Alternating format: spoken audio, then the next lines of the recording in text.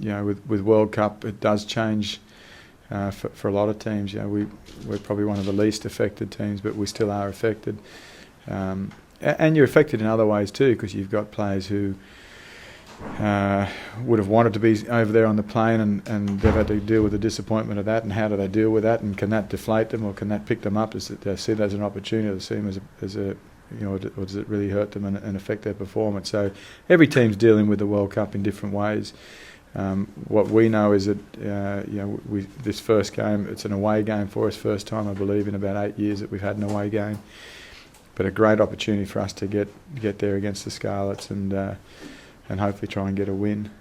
We fell into a trap last year. We never talked about the trap, but we around Six Nations time and Autumn Internationals, you can fall into the trap of thinking a team's going to be undermanned. That won't happen to us again. I know that won't happen to us again, but I know that happened to us last year.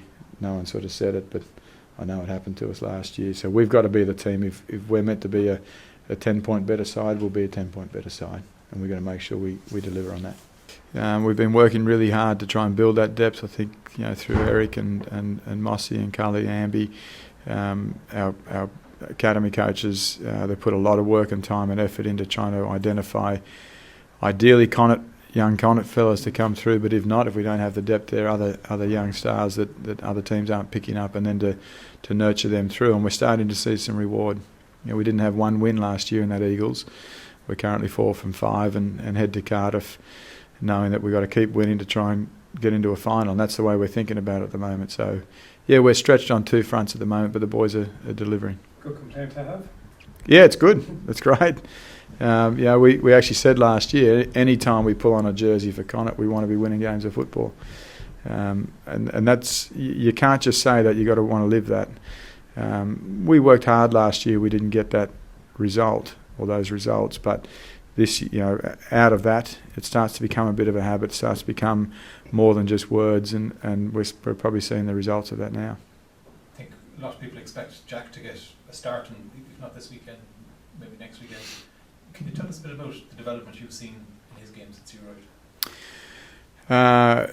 I think I've seen enormous growth in his game, and we've shared some text conversations over the last week, but there's one person who's responsible for that, and that's Jack Carty.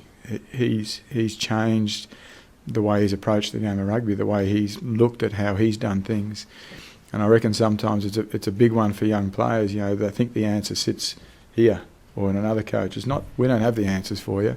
You've got to want to do it.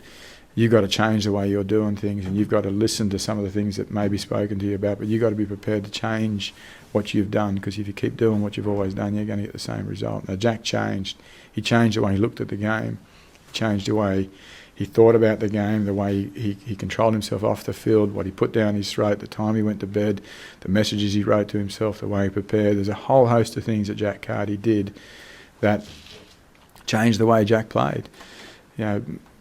People will say it's nothing to do with me. It's what Jack Carty's done, and as a coach, you love seeing that. You love seeing a bloke who makes those adjustments and then gets the rewards. And the rewards are only just starting for Jack Carty. I honestly believe that, because he's got an amazing skill set and incredible determination, and he'll be playing some really good football for a lot of years to come, hopefully.